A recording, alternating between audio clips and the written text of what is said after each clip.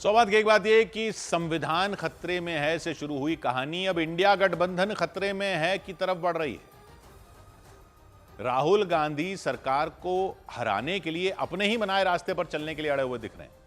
जब तक सफलता मिल रही थी और कांग्रेस ने हिमाचल जीता, कर्नाटक जीता और तेलंगाना जीता, तब तक तो गाड़ी ठीक जा रही थी। फिर लोकसभा में 99 सीट जीत ली, तब भी कांग्रेस का नेतृत्व सबको मानना पड़ा और राहुल गांधी विपक्ष के नेता भी बने। लेकिन हरियाणा और फिर महाराष्ट्र के बाद तो इंडिया गठबंधन के दूसरे दल कांग्रेस को ढोने को तैयार नहीं दिख रहे। ममता पहले से राहुल को नेता मानती नहीं दिख रही थी, अब उन्होंने खुलकर बोल दिया कि वो लीड करना चाहती हैं। लालू यादव ने भी कह दिया कि ममता अगर लीड करना चाह रही हैं तो उनको लीड करने दो, कांग्रेस को आपत्ति हो तो परवाह नहीं। समाजवादी पार्टी संसद में कांग्रेस से खुश नहीं दिख रही। सारी प्रॉब्लम सबको राहुल गांधी से कि वो अपने ही हिसाब से चल रहे हैं। समाजवादी पार्टी के नेताओं को संभल जाना था। अखिलेश ने स्पीकर से मिलने का टाइम मांगा, लेकिन कांग्रेस ने संभल पर समाजवादी पार्टी का साथ देने के बजाय अदानी के मुद्दे पर प्रदर्शन करना बेहतर समझा था। राहुल गांधी पूरे विपक्ष के नेता, लेकिन उन्होंने संभल पर वैसा साथ नहीं दिया जैसा समाजवादी पार्टी के लोग चाह रहे थे। समाजवादी पार्टी ने संभल का मुद्दा उठाया तो कांग्रेस चुप रही, लेकिन अगले ही दिन राहुल और प्रियंका संभल जाने के लिए निकल पड़े। प्रियंका कहने लगी कि वो नेता विपक्ष के नाते जाना चाहते हैं।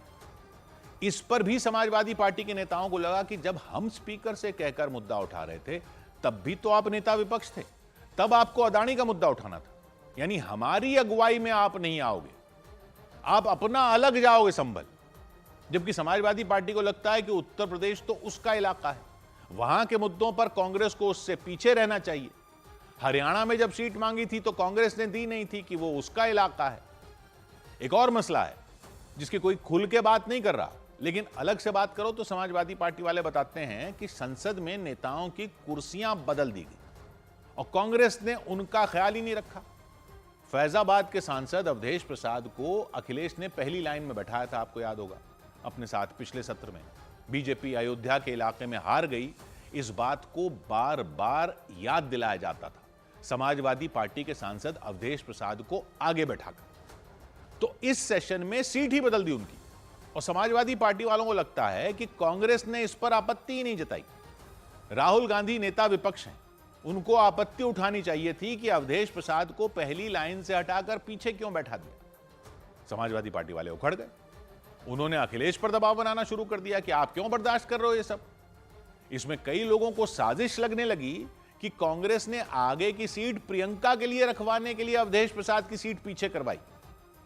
ये सब खुल के कोई कह तो नहीं रहा, लेकिन कह तो रहे हैं, ये कई लोग बताते हैं।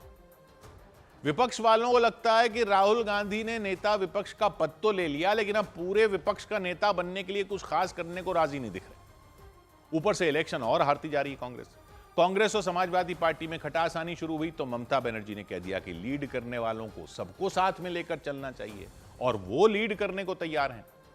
शरद पवार ने भी बोल दिया कि ममता काबिल हैं। लालू ने भी कह दिया।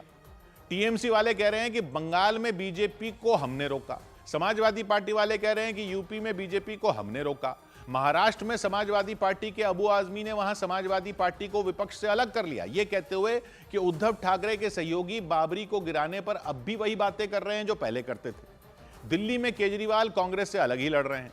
कांग्रेस दिल्ली में जो भी वोट लेगी वो बीजेपी को ही फायदा पहुंचेगा। बंगाल में कांग्रेस ने लेफ्ट के साथ लड़कर ममता की ही पार्टी के वोट काटे, भले ही उनको खास नुकसान ना हुआ हो।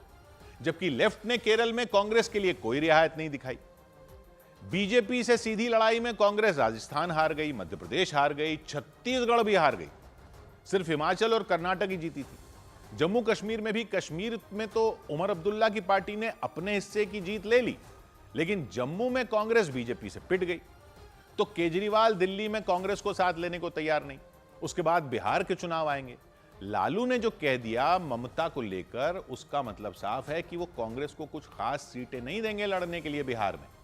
झारखंड में भी उन्होंने सीधे हेमंत सोरेन से डील कर ली थी और इस सब का ठीकरा फोड़ा जा रहा है राहुल गांधी पर। और वो सिर्फ अदानी के ही मुद्दे को लेकर चल रहे हैं।